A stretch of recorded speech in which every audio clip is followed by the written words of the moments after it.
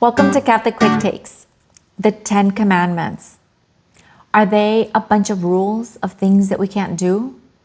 What if they're signs of love and God's way of keeping us safe? See, from the beginning, God placed this law in our hearts. We know what's right and what's wrong.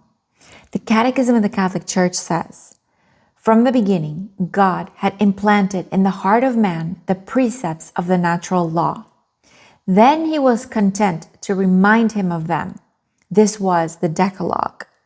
Sin darkens our reason and weakens our will. So God literally wrote in stone the 10 Commandments so we would never forget them.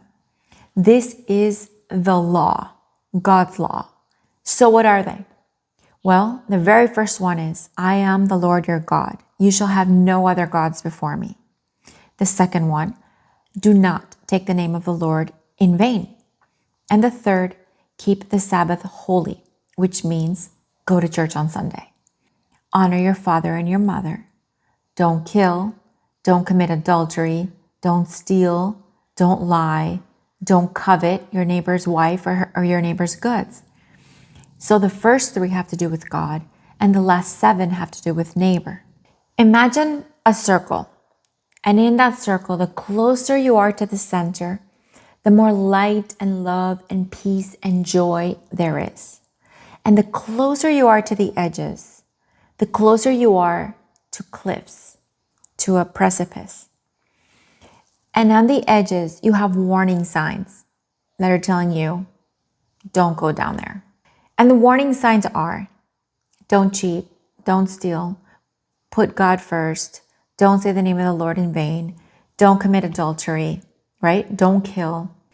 And as you get closer, you get further away from the light. And you're edging, you're getting close to the edge. What do? Do you turn around and go back, or do you go over?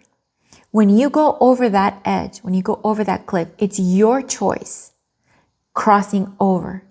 It's your choice breaking your union with God. You have to come back. How do you come back? Through confession, of course. These warning signs become a sign of love, saying, I love you so much, I don't want you to fall over. I don't want you to go out there. They're a way to keep you safe and to keep you with God. You see, because once you break communion with Him, you're saying that you're against God. So when Jesus was here, there are 2 commandments, He said. Number 1, love God above all else. And number 2, love your neighbor as I have loved you. If you love God above all else, you're going to go and worship Him on Sunday. If you love God above all else, you're not going to be taking His name in vain. If you love God above all else, you're not going to be putting another God above Him.